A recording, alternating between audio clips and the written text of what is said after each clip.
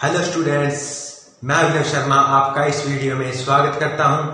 आज हम एक थ्योरम देखेंगे जो है सिल्वेस्टर लॉ, और ये लीनियर अलजेब्रा मैथमेटिक्स के अंदर टॉपिक है, रैंक एंड नलिटी चैप्टर के अंदर। और इस चैप्टर से या तो क्वेश्चन पूछा जाता है एग्जाम में, या फिर ये थ्योरम इस थ्योरम का प्रूफ पूछा जाता है। तो चलिए देखते हैं कि सिल्वेस्टर लॉ क्या होता है और इसका प्रूफ देखते हैं।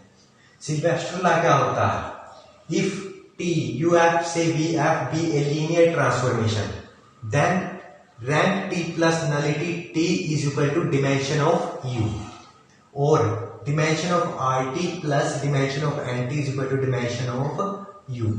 या तो ये इस फॉर्म में लिखा जाता है या फिर और इस तरह भी इसको लिखा आ सकता है।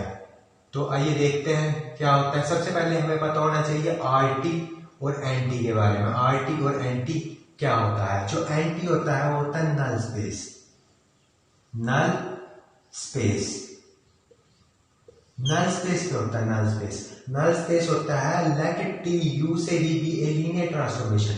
लीनियर ट्रांसफॉर्मेशन क्या होती है? दो वेक्टर स्पेस होते हैं यू और बी। जब दो वेक्टर स्पेस होते हैं तो दो कंडीशंस को जब सेटिस्फाई होती है, T U plus V is equal to T U plus T V, और T a U is equal to T a T U, ये दो कंडीशन सेटिस्फाई होती है तब लीनियर ट्रांसफॉर्मेशन होती है। तो टी यू से V a linear transformation, the null space of T is the subset of you.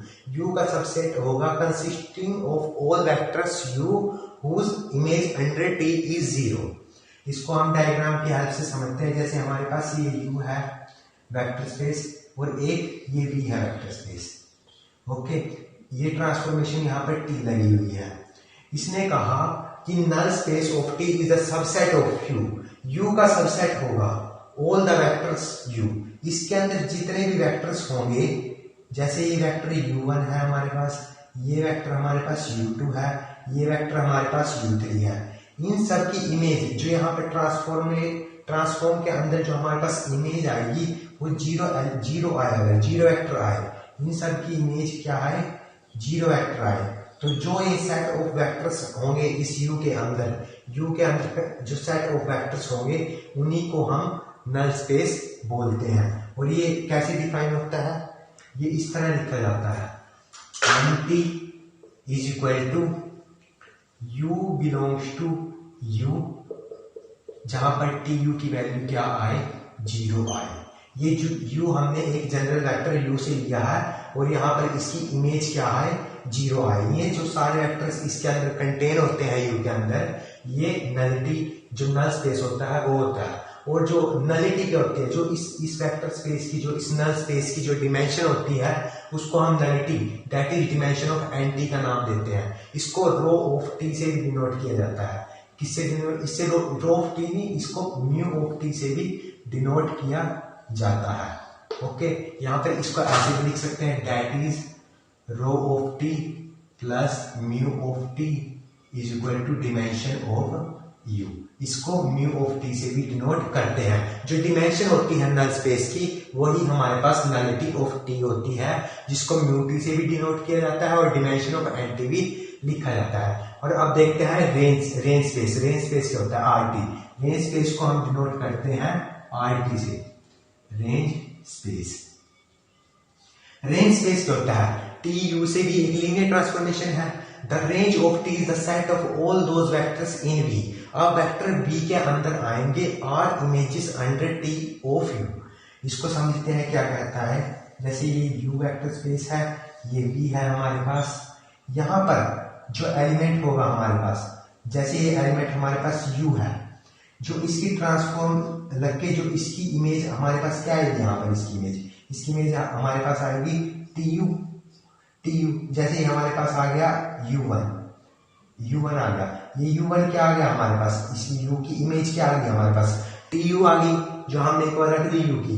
वो सारे जो हमारे पास सेट, इसके अंदर जितने भी इमेज की जो ट्रांसफॉर्म आएगी, इस तरह से आएगा जो इमेज उसकी ट्रांसफॉर्म के अंदर, उन सारे जो हमारे वेक्टर्स को जो हम इकट्ठा करके लिखते हैं तो वो रेंज सेट कहलाता है। ये किस तरह लिखा जाता है ये देख लेते हैं।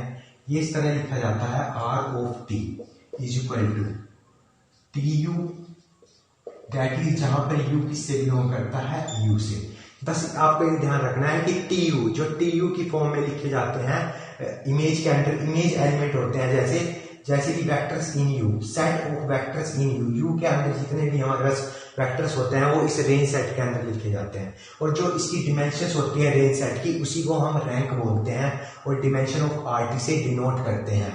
और इसको हम रो ऑफ टी से भी डिनोट करते हैं या फिर इसको हम डिमेंशन ऑफ आरटी से भी लिखते हैं। जो इस रेंज स्पेस की डिमेंशन आएगी उसी को हम रैंक ऑफ टी बोलते हैं। तो चलिए अब देखते हैं सिल्वेस्टर लॉ का प्रूफ। ये तो हमने जनरल टॉक थी, उसके बारे में थोड़ा डिस्कस किया था कि नल स्पेस क्या होता है। सिर्फ हम आपको ये चीज याद रखनी है, एक एंटी और एक आरटी जो थ्योरम के अंदर हमें यूज करना है। तो चलिए देखते हैं। तो सबसे पहले सिल्वेस्टर लॉ को प्रूव करने के लिए हम क्या करेंगे, हम एक एस बेसिस लेंगे u1 से um इस basis of N T. Null space की हम एक बेसिस लेंगे, जो क्या लेंगे u1 से um। तो अगर u1 से um है तो उसकी डिमेंशन क्या होगी एंटी की डिमेंशन क्या होगी m होगी इसकी डिमेंशन, क्योंकि m बेसिस है इसके अंदर और ये डिनोट किससे होता है म्यू टी। तो इक्वल टू हमने क्या किया म्यू टी। तो हमें पता है जो बेसिस होती है एक लीनियर इंडिपेंडेंट सेट होता है और स्पैन सेट होता है, दैट इज लीनियर कॉम्बिनेशंस की फॉर्म में लिखा जाता है वो। तो जो S है लीनियर इंडिपेंडेंट सेट है और लीनियर इंडिपेंडेंट सेट को हम एक्सटेंड कर सकते हैं to form basis of U। तो जो हमारे पास ये सेट S था ये लीनियर इंडिपेंडेंट सेट है क्योंकि ये बेसिस है। तो जो लीनियर इंडिपेंडेंट सेट है तो हम इसको एक्सटेंड भी कर सकते हैं U की बेसिस बनने के लिए। हम इस सेट को एक्सटेंड करेंगे कहां तक, um तक तो ये सेट था, हम इसको आगे n तक एक्सटेंड भी करेंगे um+1 um+2 से un। हमने ये एक्सटेंड कर दिया u के लिए। तो डिमेंशन ऑफ u हमारे पास क्या हो जाएगी n हो जाएगी, क्योंकि अब ये n तक है तो डिमेंशन ऑफ u हमारे पास होगी n। अब हमें पता है जो हमारे पास RT होता है रेंज स्पेस होता है, उसके अंदर TU की फॉर्म के रूप में उसके इमेजेस होती हैं TU की फॉर्म में।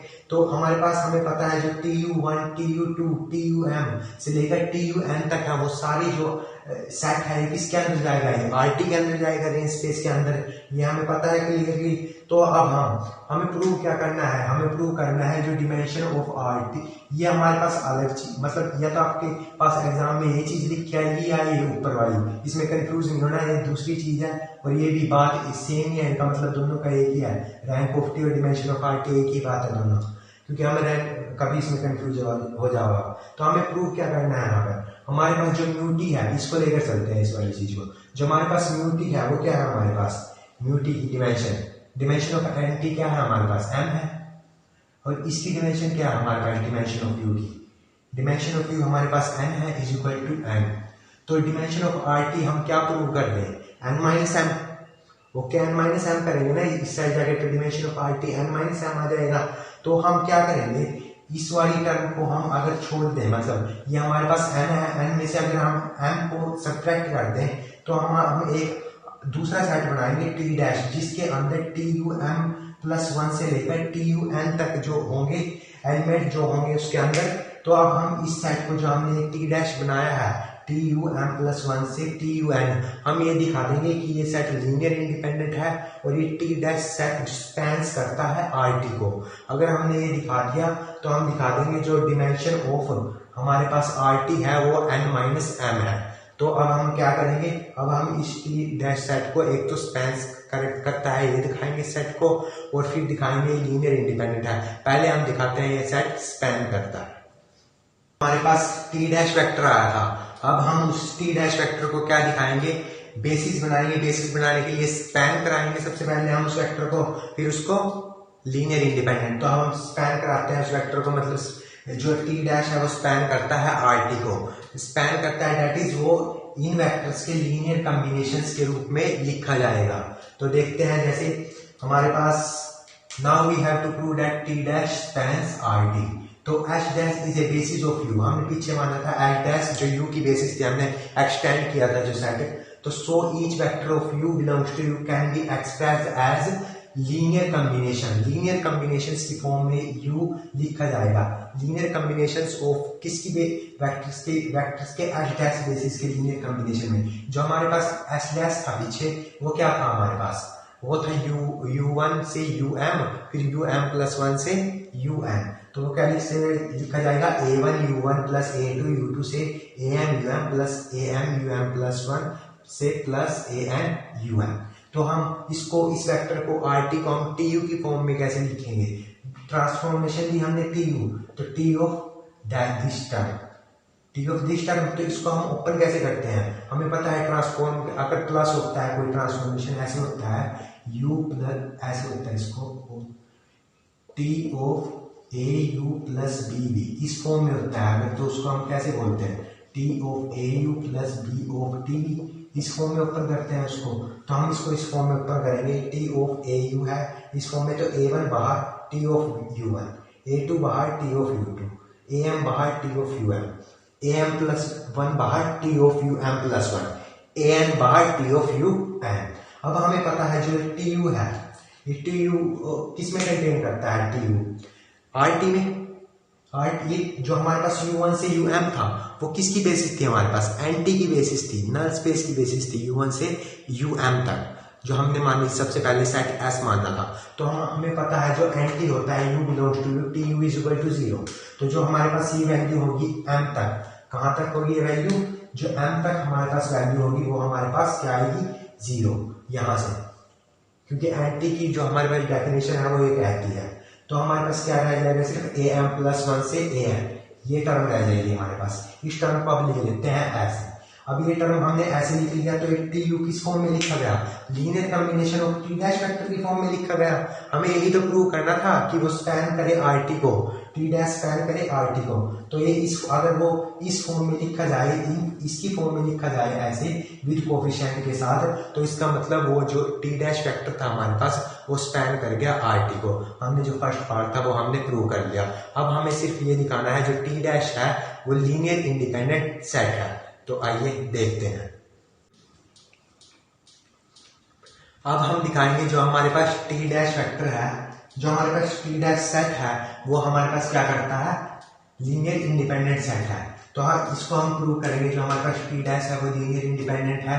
तो दैट इज जो इसके साथ ये वाले कोएफिशिएंट होंगे जो ये स्केलर्स होंगे इनकी वैल्यू हम 0 के इक्वल प्रूव कर देंगे। तो ये सेट क्या हो जाएगा? Linear independent. जैसे ये सेट T डैश को हमने प्रूव करना है लीनियर इंडिपेंडेंट है, तो हम कैसे लिखेंगे उसको? AM plus 1 TUM plus 1 AM plus 2 TUM plus 2 AN TUN is equal to 0। इसको हमें पता है जो T ऑफ AU होता है, T of AU is equal to ATU होता है। तो इसको हम किस तरह लिख सकते हैं? ATU is equal to TAU। इन सारी टर्म्स को हम T के अंदर लिख लेंगे इज इक्वल टू 0। इस तरीके से हम इसको अंदर लिख लेंगे। उसके बाद हम क्या करेंगे? हमें पता है जब ट्रांसफॉर्म की वैल्यू इज इक्वल टू 0 हो, जब ट्रांसफॉर्म की value T of U is equal to 0 हो, दैट इज एंटी वाला case T of U is equal to 0 हो, तो जो ये वाली टर्म होती है ये यहाँ पर ये U कंसीडर करो आप, तो ये वाली टर्म होती है ये कहाँ पर? ये कहाँ बिलोंग करती है? ये वाली टर्म ये कहाँ पे बिलोंग करेगा? फिर ये सेट TU कहाँ पे बिलोंग करेगा? NT में बिलोंग करेगा। जब T of U is equal to 0 हो तो ये जो टर्म है हमारे पास ये कहाँ बिलोंग करेगी? NT में बिलोंग करेगी हमारे पास। ओके, जब ये हमारे पास टर्म NT में बिलोंग करेगी तो जो हमारे पास NT नल स्पेस था वो क्या, उसकी बेसिस क्या थी? डिमेंशन क्या थी नल स्पेस की? हमारे पास M डिमेंशन थी। उसके अंदर U1 से लेकर UM तक बेसिस थी जो हमारे पास। उस बेसिस को अब हम इस सेट को इसको हम जो NT की बेसिस के रूप में के लीनियर कॉम्बिनेशंस में भी लिख सकते हैं। तो इसको हम U1 से UM जो NT की बेसिस थी हम उसके लीनियर कॉम्बिनेशंस में हमने इसको लिख लिया। जब उसके लीनियर कॉम्बिनेशंस में हमने इसको लिख लिया तो ये वाली टर्म इस साइड वाली टर्म इस साइड आकर माइनस हो गई।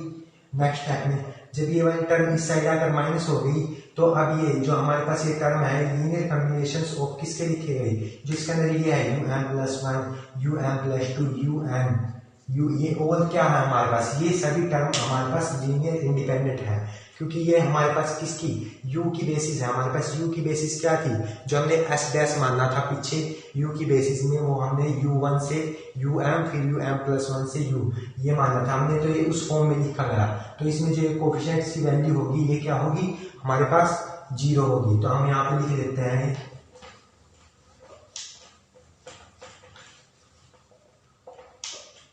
यहाँ पर लिख लेते हैं हम जो हमारे पास U1 से लेकर UM और फिर um+1 से लेकर un तक, ये सारे सभी क्या है, आर लीनियर इंडिपेंडेंट।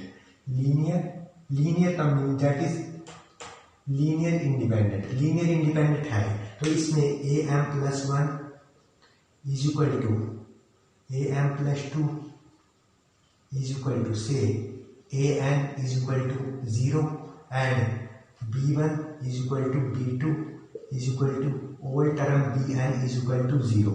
ये सभी टर्म लीनियर इंडिपेंडेंट है, तो जो ये वैल्यू होती है ये 0 के इक्वल होती है। तो हमने अब क्या प्रूव कर दिया, हमने प्रूव कर दिया कि ये वाली टर्म, हमें यही तो प्रूव करना था क्वेश्चन के अंदर, भाई जो हमारे पास ये है ये 0 आ जाए और ये टी डैश सेट है वो लीनियर, जो टी डैश है सेट हो हमारे पास वो लीनियर इंडिपेंडेंट हो। हमने वो प्रूव कर दिया कि वो टी डैश सेट हमारे पास क्या है, लीनियर इंडिपेंडेंट है। तो हमारे पास जो डिमेंशन ऑफ हमारे पास आर टी आ गई, वो क्या आ गई है हमारे पास n-m आ गई, n-m आ गई, हमने पीछे कंसिडर किया था। और डिमेंशन ऑफ एन टी हमारे पास क्या थी, हमने पीछे ली थी डिमेंशन ऑफ एन टी हमारे पास थी m। तो हमारे पास डिमेंशन ऑफ u क्या थी, हमारे पास डिमेंशन ऑफ u थी हमारे पास that is n। Dimension of u ये इसके इक्वल आ गई। तो हमारे पास यहाँ से भी लिख सकते हैं, लिख सकते हैं। तो हमारे पास रो टी क्या आ जाएगा, rho T plus m is equal to n, that is rho T is equal to n-m, that is ये हमने प्रूव कर लिया। जो रो टी है वो n-m के इक्वल है। तो ये जो हमारे पास सिलेस्टर लॉ है हमने इस तरीके से प्रूव कर लिया है। आई होप ये आपको समझ में आ गया हो। इसमें हमने कुछ नहीं किया, सिर्फ इसमें हमने एक टी डैश सेट बाद में कंसिडर किया और उसको हमने क्या लिखा, स्पैन लीनियर कॉम्बिनेशन की फॉर्म में लिखा गया और लीनियर इंडिपेंडेंट सेट है। अगर आपको वीडियो पसंद आई तो वीडियो को लाइक जरूर करना और चैनल को सब्सक्राइब जरूर करना। धन्यवाद।